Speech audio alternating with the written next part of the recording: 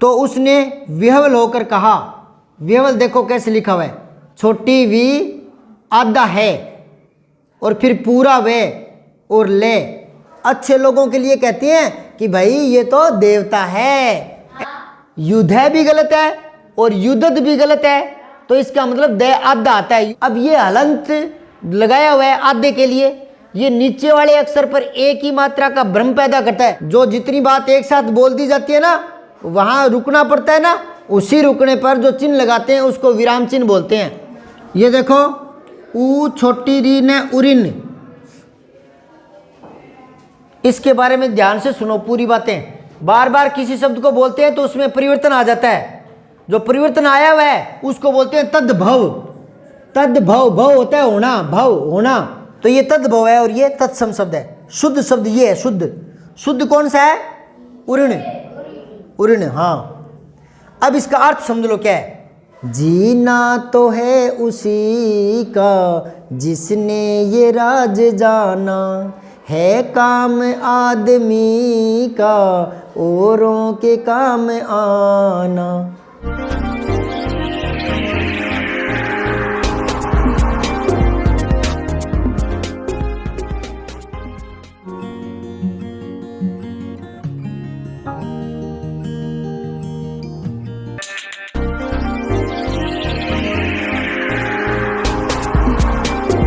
हाँ, 7वीं क्लास है ना। पाठ था दादी माँ, 7 नंबर पेज पर। यहाँ से चल रहे थे अपने। मैं चुपके से आंगन की ओर चला गया, ये लेखक लिख रहा है। कई दिन बीत गए इन बातों को, मैं इस प्रसंग को एकदम भूल सा गया था। कौन से प्रसंग को?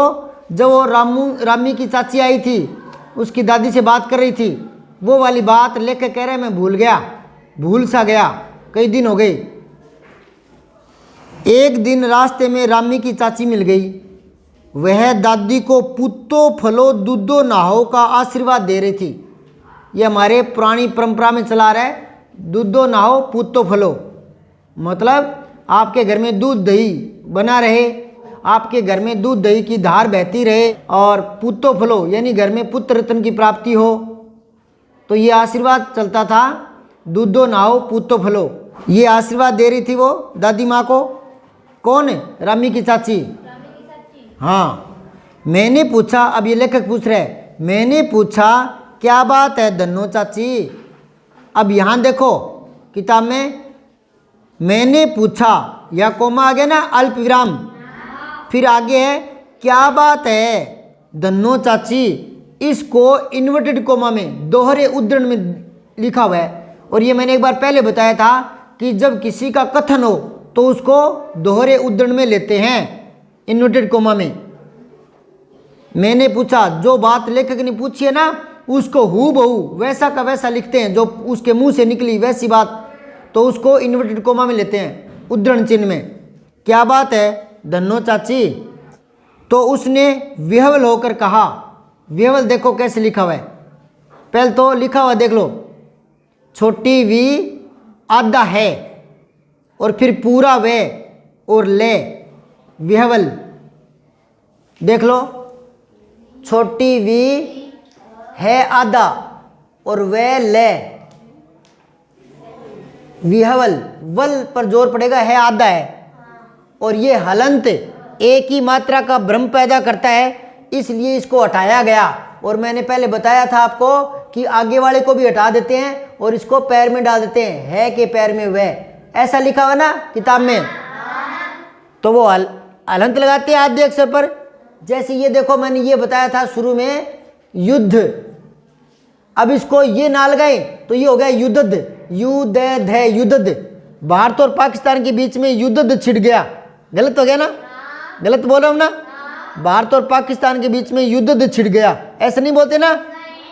तो ये आधा होता है, इसके हलंत लगाते हैं। तो अब ये हो गया युद्ध, ये इसकी आधी आवाज आ रही है, धै पूरा आ रहा है, युद्ध। और आप कह रहे हो सर ये तो बोल ही नहीं रहा, नहीं बोल रहा हूं, आधा नहीं बोलूंगा तो ऐसे बोलूंगा, युद्ध है, भारत और पाकिस्तान के बीच में युद्ध है छिड़ गया, गलत है ना। युद्ध है भी गलत है और युद्धद भी गलत है, तो इसका मतलब दे आधा आता है, युद्ध, युद्ध, ठीक है। जोर इस पर पड़ेगा, ये आधा है, तो युद्ध। अब ये हलंत लगाया हुआ है आधे के लिए, ये नीचे वाले अक्षर पर एक ही मात्रा का भ्रम पैदा करता है। नीचे कोई लाइन लिखेंगे तो ये एक ही मात्रा दिखेगी, है ना, तो इसको हटाने का नियम बनाया गया था, हटाने का।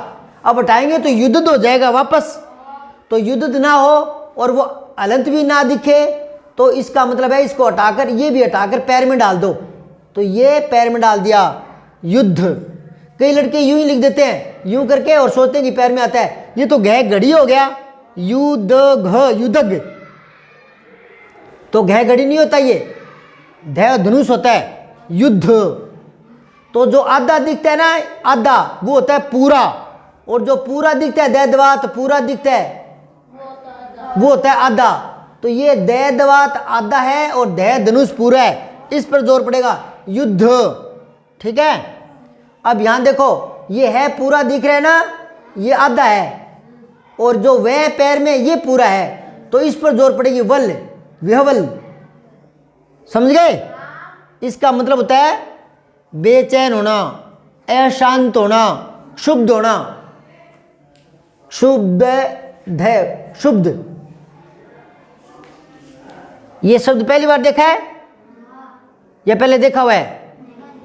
हाँ, तो शुद्ध कह दो, विहवल कह दो, अशांत कह दो, बेचैन कह दो, एक ही बात है। तो ये देखो किताब में, तो उसने विहवल होकर कहा, मतलब अशांत होकर बोली, क्या बोली? उरीन हो गई बेटा, भगवान भला करे हमारी मालकिन का। उरीन हो गई बेटा, अब यहाँ अल्प विराम आ गया, कोमा आ गया। जो जितनी बात एक साथ बोल दी जाती है ना, वहाँ रुकना पड़ता है ना, उसी रुकने पर जो चिन्ह लगाते हैं उसको विराम चिन्ह बोलते हैं। तो यहाँ रुकना पड़ा था, उरीन हो गई बेटा। उरीन शब्द देखो, ये है उरीन, ध्यान दो, उरीन। अब ये उरीन क्या होता है? एक दिन बताया था, भूल गए? दोबारा देख लो, ये देखो, ऊ छोटी री ने उरीन, इसके बारे में ध्यान से सुनो पूरी बातें। एक तो ये तद्भव शब्द है। तद्भव कौन सा होता है? जो तत्सम से बनता है। जैसे दुग्ध से दूध बना ना, दुग्ध से क्या बना था? दूध। और हस्त से क्या बना हुआ है? हाथ। और रात्रि से क्या बना हुआ है? हाँ, रात। तो ये जो संस्कृत के हैं, बालक दुग्धम पिबती, दुग्ध ये संस्कृत का है, और दुग्ध दुग्ध दुग्ध दूध दूध ये हिंदी का है। बार बार किसी शब्द को बोलते हैं तो उसमें परिवर्तन आ जाता है। जो परिवर्तन आया हुआ है उसको बोलते हैं तद्भव। तद्भव, भव होता है होना, भव होना, तो तद्भव इनसे हुआ है, ये इनसे। और ये तत्सम, तत्सम, सम होता है समान, संस्कृत के समान, ये संस्कृत के शब्द हैं, तो इनको तो बोलते हैं तत्सम। और इनसे जो हो जाते हैं वो है तद्भव, भव होता है होना। इससे ये हुआ, इससे ये हो गया, इससे ये हो गया, है ना, तो ये तद्भव है सारे के सारे। तो ये भी है ना तद्भव है, तद्भव बिगड़ा हुआ रूप है ये। इसका बिगड़ा हुआ ये, इसका बिगड़ा हुआ ये, इसका बिगड़ा हुआ ये। बिगड़ा मतलब विकार होना, विकार होने का मतलब है रूप बदलना। तो इसका रूप ये बदल गया, इसका रूप ये बदल गया, तो ये किसका रूप बदला हुआ है? ये बदला हुआ है इसका, उरीण।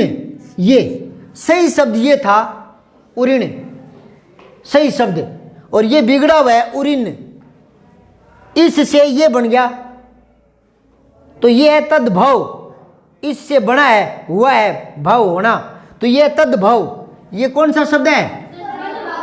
तद्भव। और ये कौन सा है? हाँ, तत्सम, संस्कृत के समान। जो संस्कृत के शब्द है ना वो तत्सम है, तो ये हो गया उरीण। और इसका बिगड़ा हुआ रूप क्या है? उरीण।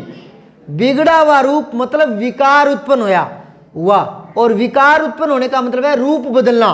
तो इसका रूप बदल कर ये हो गया ना, देखो, विकार उत्पन्न होना। विकार उत्पन्न होना मतलब क्या है? इसका मतलब क्या है? रूप बदलना। इसका मतलब क्या है? रूप बदलना। तो इसका रूप बदल कर ये बन गया, इसका रूप बदल कर ये बन गया, बार बार बोलने से, है ना, दुग्ध दुग्ध दुग्ध दुग्ध दुग्ध। तो उसी प्रकार उऋण, तो उरिन, लोग ऐसे बोलने लगे उरिन, तो ये तद्भव है और ये तत्सम शब्द है। शुद्ध शब्द ये है, शुद्ध। शुद्ध कौन सा है? उऋण, उऋण। हाँ, अब इसका अर्थ समझ लो क्या है। पहले तो ये तो ऋण क्या है? ऋण नाम सुना है आपका? ऋण, ऋण होता है कर्जा, कर्जा। हाँ, जिस पर, अच्छा अब सुनो, अगर मैं यूं लिखूं ऋणी, क्या राम प्रकाश तो ऋणी है, मतलब कर्जदार, कर्जदार, कर्जदार यानी ऋणी। ऋण होता है कर्जा, कि उसने बैंक से ऋण ले लिया यानी लोन ले लिया, ऋण ले लिया यानी कर्जा ले लिया। ऋण क्या ले लिया? बैंक से ऋण। ऋण होता है कर्जा। संस्कृत में, हिंदी में शुद्ध शब्द तो है ऋण, और उर्दू में बोलते हैं कर्जा। और कर्जा से बन गया कर्जदार, कि वो आदमी तो कर्जे में डूबा पड़ा है, कर्जदार है वो तो। समझ रहे हो आप? जैसे कोई किसी से 10, 15, 20, 50 हज़ार रुपये ले ले या ज़्यादा पैसे ले ले और उसे चुकाया नहीं जाए तो वो तो ऋणी रहेगा ना, ऋणी, कर्जदार, ऋणी है ना। अब जिसने अपना ऋण उतार दिया हो उसको बोलते हैं उऋण, कि वो उऋण हो गया। समझाई बात है? ये देखो कितने शब्द हैं। ये तो है ऋण, ये तो है ऋण शब्द, ठीक है। अब इसी से बन गया बड़ी ई जोड़ने से, बड़ी ई जोड़ने से ऋणी क्या बन गया? ऋणी का मतलब कर्जदार है। और ऋण से उऋण, ऋण से क्या हो गया? अब मैं वाक्यांश बोलूंगा, उसके लिए एक शब्द बता देना। जिस पर कर्जा चढ़ा हुआ हो, ऋणी। जिस पर कर्जा चढ़ा हुआ हो, ऋणी। और जिसने कर्जा उतार दिया हो, उऋण। अगर यूं आए, जिसने अपना कर्जा उतार दिया हो या ऋण उतार दिया हो, ऋण उतार दिया हो, क्या बोले उसको? और इसका बिगड़ा हुआ रूप ये है उऋण, जिसने अपना कर्जा उतार दिया हो। समझ गए? तो वो धन्नो चाची कह रही है उऋण हो गई बेटा, भगवान भला करे हमारी मालकिन का। कल ही आई थी, पीछे का सभी रुपया छोड़ दिया, यानी थोड़ा बहुत 2 रुपया मांगते थे ना, उसने कहा चलो धन्नो रहने दे, मत देना, कोई बात नहीं, तू गरीब है, तेरे पास ज़्यादा पैसे नहीं है, तो चलो पीछे का पैसा भी उसने माफ़ कर दिया, लिया नहीं। ऊपर से 10 रुपये का नोट देकर बोली, क्या बोली वो बूढ़ी दादी, कि देखना धन्नो, जैसी तेरी बेटी वैसी मेरी बेटी। ये अपनापन होता है। अमीर जो लोग होते हैं, पैसे से अमीर नहीं, दिल से अमीर, पैसे से भी होते हैं और दिल से भी। तो वो क्या करते हैं? दूसरों की सहायता करने को अपना सौभाग्य समझते हैं। तो क्या बोली कि देखना धन्नो, जैसी तेरी बेटी वैसी मेरी बेटी। 10-5 के लिए हंसाई न हो, मतलब खिल्ली ना उड़ाए, कोई मजाक न बनाए 10-5 रुपये के लिए। देवता है बेटा, देवता। ये कह रही है धन्नो बूढ़ी दादी के लिए। क्या कह रही है? कि वो तुम्हारी दादी तो क्या है? देवता है। अच्छे लोगों के लिए कहती हैं कि भाई ये तो देवता है। ऐसा कौन से लोगों के लिए बोला जाता है? अच्छे लोगों के लिए। जीवन में क्या बनना चाहिए? अच्छा इंसान। पढ़ लिख करके डॉक्टर बनना, इंजीनियर बनना, अध्यापक बनना, ये तो अपने अपने पेशे हैं, धंधे हैं, ठीक है। लेकिन पढ़ लिख कर सबसे पहले आदमी को क्या बनना चाहिए? एक अच्छा इंसान। क्या? अच्छे इंसान की क्या पहचान होती है? जो अपने लिए नहीं, अपनों के लिए जीता है, जो अपने घर वालों के लिए, परिवार के लिए, अपने गांव के लिए, अपने देश के लिए, वो अच्छा इंसान होता है। अपने लिए तो जानवर भी जीते, कुत्ता, बिल्लियाँ, ये सारे जी कर ही जाते हैं, अपना जीवन तो पूरा ही करके जाते हैं। तो अच्छा इंसान वो है जो दूसरों के काम आए। समझ गए? आदमी को भगवान ने विशिष्ट बनाया है, तो विशिष्ट काम भी करो। अपने लिए खा लिया, अपने लिए पहन लिया, अपने लिए सो गए, कर लिया, कमा लिया, तो फिर ये तो बाकी जानवर भी करते हैं ना, अपने लिए तो सारे ही जीते हैं। फिर आदमी में जानवरों में फर्क क्या रह गया? एक गीत है काम आदमी का औरों के काम आना, जीना तो है उसी का जिसने ये राज जाना, है काम आदमी का औरों के काम आना। आदमी का काम क्या है? दूसरों के काम आना। क्या काम है? हाँ, कोई गरीब है, ज़रूरतमंद है, उसकी सहायता करो। जो गरीब है, ज़रूरतमंद है, अपाहिज है, लंगड़ा लूला है, अंधा है, कोई भी है, उसकी क्या करो? सहायता करो। यही आदमी का धर्म है, सबसे बड़ा धर्म यही है।